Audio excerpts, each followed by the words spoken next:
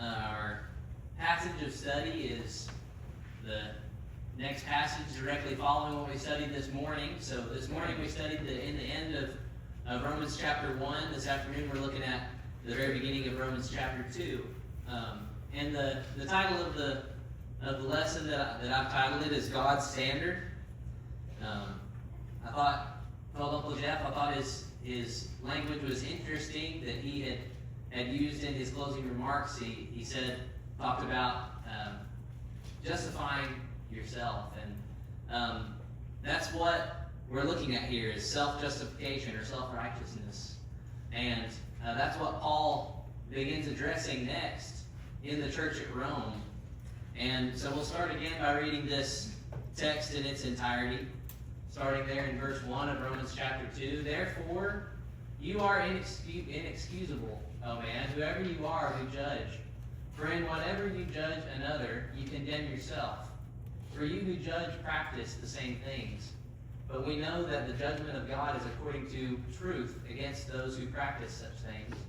And do you think this, O man, you who judge those who practice such things, and doing the same, that you will escape the judgment of God? Skip all the way to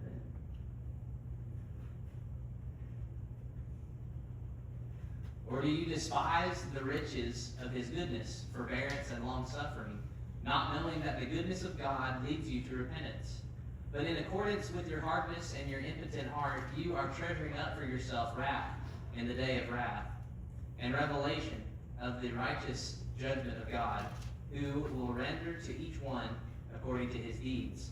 Eternal life to those who by patient continuance in doing good seek for glory, honor, and immortality. But to those who are self-seeking and do not obey the truth, but obey unrighteousness, indignation and wrath, tribulation and anguish on every soul of man who does evil, of the Jew first and also of the Greek. But glory, honor, and peace to everyone who works what is good, to the Jew first and also to the Greek. For there is no partiality with God. For as many as have sinned without law will also perish without law. And as many as have sinned in the law will be judged by the law. For not the hearers of the law are just in the sight of God, but the doers of the law will be justified. For when Gentiles, who do not have the law, by nature do things in the law, these, although not having the law, are a law to themselves, who show the work of the law written in their hearts, their conscience also bearing witness, and between themselves their thoughts accusing or else excusing them, in the day when God will judge the secrets of men by Jesus Christ according to my gospel. So before we begin to work through this passage and go through it verse by verse, I want to briefly just recap what we talked about in chapter 1. So Paul wrote chapter 1, in the very beginning he said, I'm a bondservant of Christ. I'm a willing slave to Christ. And that's how he begins his letter to the church at Rome. And he wrote about his desire to see his brethren at Rome. He said that he was a debtor to both Jews and Greeks because he is a bondservant of Christ. And towards the end of chapter 1, Paul writes about the wrath that is coming on the unrighteous. And he talked about who the unrighteous are. That's people who suppress the truth of God. And Paul said that the wrath of God is revealed in that God will give these people who suppress the truth over to their lusts and their passions. And where this will lead them is to sexual immorality and sometimes homosexual sexual immorality. And Paul laid out a list of activities and actions that these people are involved in. And then finally in verse 32, he shifts into what he's discussing here in the first chapter, in the first part of chapter 2. And we'll read that again. There in chapter 1, verse 32, he said, who knowing the righteous judgment of God, that those who practice such things are deserving of death, not only do the same, but also approve of them who practice them. So he begins to shift his view here from the unrighteous, from those who have suppressed God in their lives and who are without God. And Paul is shifting from the unrighteous now to the self-righteous. In chapter 1, if you'll remember, he used the term they a lot. He said they are without excuse. God gave them up to the uncleanness of their mind. They did not like to retain God in their knowledge. And now in chapter 2, he uses the term you. They are unrighteous, but you Romans, are self-righteous. And so that's where we are now in verse 1 of chapter 2. We'll reread that. Therefore you are inexcusable, O man, whoever you are, who judge. For in whatever you judge another, you condemn yourself. For you who judge practice the same things. And so Paul here, he's writing about people who are judgmental. They scrutinize everyone else. They can see the sins and faults of everyone else, but not their own.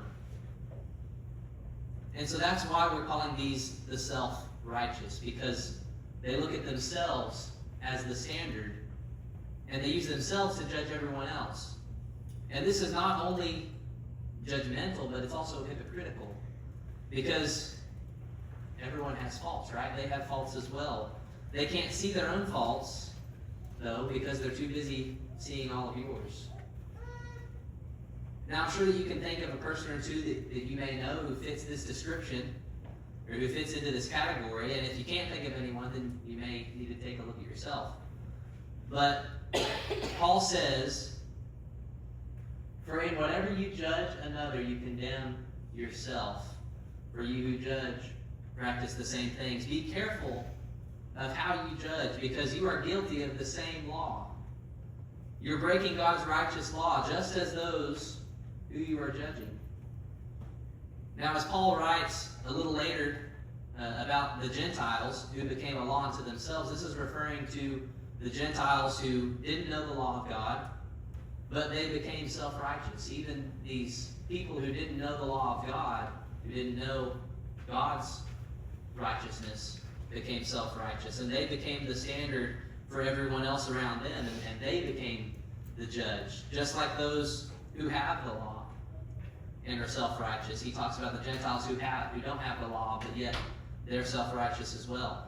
And what Paul's trying to communicate with us is, when he asks this question in verse 3, is that you are not the standard, God is. And he says, do you think this, O man, you who judge those practicing such things and do the same, that you will escape the judgment of God?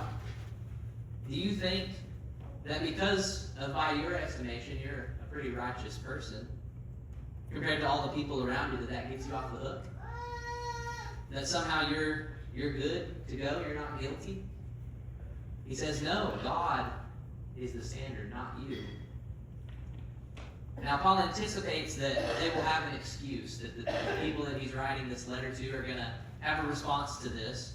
And so that's why in verse 1 he says, you are inexcusable. And now the excuse that Paul anticipates the Gentiles to have is ignorance. Well, we didn't know. We aren't Jews. We don't have the law. We didn't know about the law. And so that's why in verse 14 and 15, Paul wrote, for when Gentiles who do not have the law by nature do the things in the law, these, although not having the law, are a law to themselves, who show the work of the law written in their hearts, their conscience also bearing witness, and between themselves in their thoughts, accusing or else excusing them. So Paul is saying that when Gentiles do things that go against God's law, even though they don't know about the law, they have a conscience. They know right from wrong. And so our conscience is going to bear witness that we are doing a good thing, or we get convicted that we're doing a bad thing. And so whether or not we have the law, we have a conscience that testifies to the existence of God, and that conscience comes from God. You may not have the rules that God has given, but you have a conscience that God has given you. And you know when you're doing something right, and you know when you're doing something wrong. Everybody has a conscience, because God has given that as a moral guide to steer us to know right from wrong. And that's kind of the basic definition of a conscience, is a moral compass that guides us to know what is right and to know what is wrong, and the feelings that go with that. When we do right, we feel pleasure. When we do wrong, we feel guilt. And our conscience is our inner judge that approves when we do right and disapproves when we do wrong. And God created every human being to have a moral conscience, which from our mother's womb, we could differentiate right from wrong. Now, there is a very small minority of people who don't have a conscience. When someone has their conscience broken and they no longer feel the difference between right and wrong, this person is a sociopath. There's people like that. But other than that, all people have a God-given guide to knowing right from wrong. And Paul has displayed that you don't have to be a Christian to know right from wrong. You don't have to have the law to know right from wrong. Whenever I was really young, I may have been 5 years old, 4 years old, we were shopping in Hastings, and they had all the video games and the sports stuff, and they had these little bitty lights that you could strap onto your finger, and it would shine a little blue light or a little red light, and I really wanted one of those lights.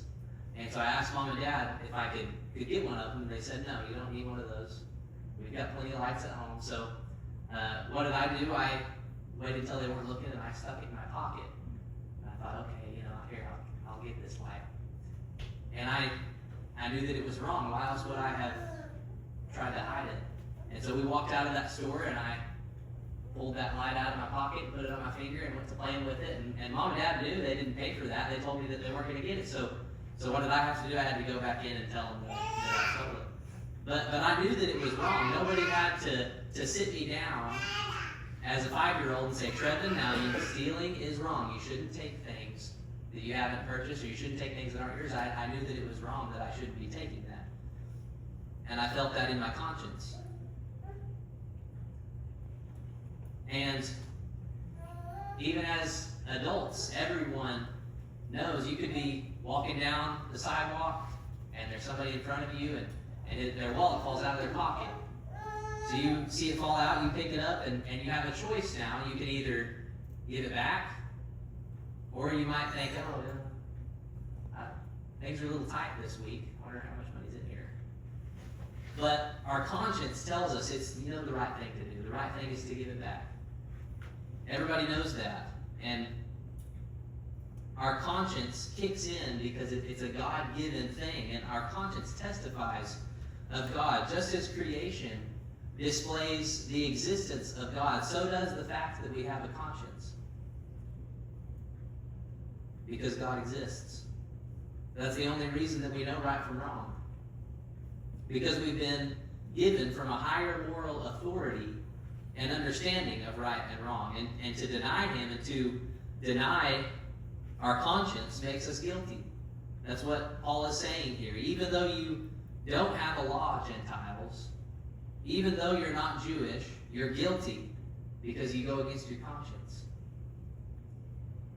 And so something that I wondered was, which category of people do we fall into here? I believe that we are the first person spoken of in this passage, the one who knows the law, yet they judge those who they judge those who know the law, they judge those who don't know the law. But at the same time, I also believe that we're also a part of the second kind of people mentioned here, those who sin by going against their conscience. I'm sure you've heard lessons about that, about what Paul wrote elsewhere, where he talked about doing something that goes against your conscience is a sin unto yourself. And where I think we fit into the you who judge but are doing the same things category can be pretty subtle sometimes. I may not think of myself as a very judgy person, but maybe we will judge quite harshly someone who drinks and drives, endangering the lives of other people. Yet we have no problem with pulling out our phone and sending a text or looking at our phone while we're driving, while we're behind the wheel. Maybe we would judge quite harshly someone who we see go on an angry rampage towards a store worker or an employee I haven't witnessed this in person, but I've seen videos of people attacking or cursing or yelling at an employee of a business for who knows what reason. But we may look at that and we may decide, man, that's a pretty bad person. They're pretty crazy, you know. But we don't even consider ourselves when we put down our brother or sister in Christ behind their back. Maybe we would judge quite harshly when we witness bickering or arguing or rude comments or strife between brethren in church. But we can't even notice when we don't get along with our family at home, when we're rude or when we use harsh words toward the ones that we love the most. Maybe we would judge quite harshly someone who cheats on their spouse or commits adultery or fornication. But perhaps we look at people other than our spouse, deciding whether they're attractive or not, noticing the parts of them that we find attractive, lust. And Paul said it in verse 3. Do you think this, oh man, that you who judge those practicing such things and doing the same, that you will escape the judgment of God? Who do we think we are that will escape the judgment of God? Who do we think we are when we make ourselves the standard? Who do we think we are when we look at the sins of others and overlook our own? And I'm not here today to preach to you that we shouldn't see others' faults, or to not see that there is sin in the world and to try to help others find Christ. I'm not preaching today that we shouldn't see that our brother or sister is going down a wrong path and that we should just ignore it. That's not what I'm trying to say. I'm not preaching today that we should be doing that. But what I think God is trying to communicate to us through Paul is that we better be careful.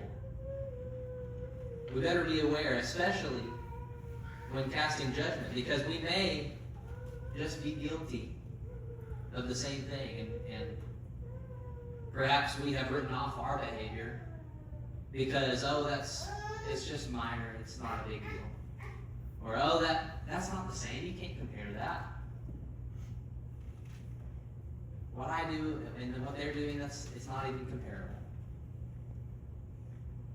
We want to deny that what we do isn't any better than what we see others around us doing, but it's the same. So we must be careful, we must be aware of ourselves, not to make ourselves the standard, but to keep God as the standard in our hearts and in our lives. And when we want to make a judgment about the actions of others, we ought to first take a look at ourselves and ask, am I living up to God's standard here? Because if I'm not, then I'm in no position to condemn. I'm in no position to decide how bad or how sinful or how wicked someone else is.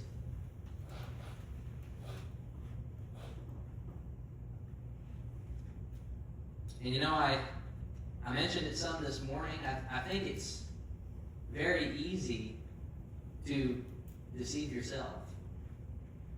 And it's very easy to convince me that I'm not that bad.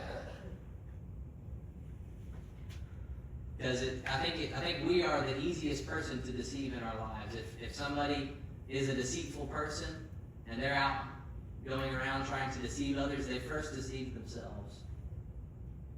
And we're the easiest person in our life to deceive. And I think that's a very common thing that is done, especially whenever because we try to make ourselves feel better. We look at the sins of other people and we see how bad and how evil it may be, but then when we see our sin, that we just say, well, no, that's not as bad. Just getting angry while I'm driving down the road, that's not as bad as cussing somebody out over here at a restaurant. No, that can't be. I'm not as bad as they are. Well, this guy, he cheated on his wife. I'm not as bad as him for noticing an attractive woman, right? And we try to think of it that way when instead we're making ourselves the standard. Instead of making instead of having God's standard be the center of our lives, we make ourselves the standard. And in that we deceive ourselves. And so we need to judge according to God's standard. And when we see something in the world that we don't like, when we see something in someone else that we don't like, then maybe we ought to first take a look at ourselves and see, what can I do to improve? What can I do to walk closer to God? Am I walking according to God's standard in that area?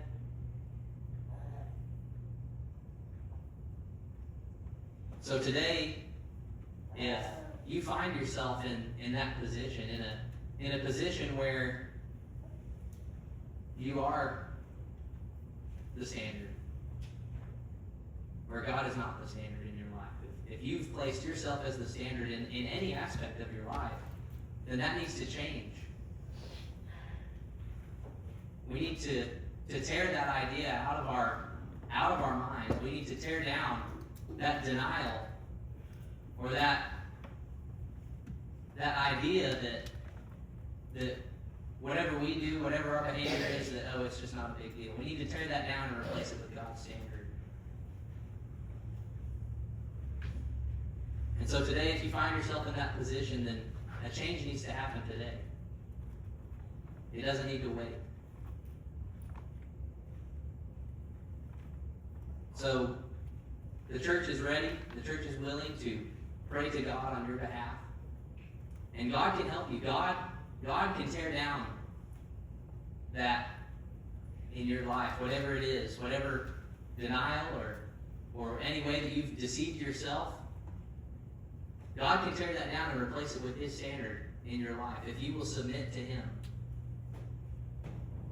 And if you haven't been saved, if you've never come to Christ and accepted Him in baptism, that doesn't mean that everything's okay, that you're all good, because just as we've seen, everyone has a conscience. And everyone can sin against their own conscience. And the point is, everyone needs Christ. No matter what position you think you're in, everyone needs Christ. And so if anybody today needs the prayers of the church for strength or for renewal or whatever it is that God can help you with, we ask you to please come forward and take a seat on the front row as we stand and as we sing the invitation song.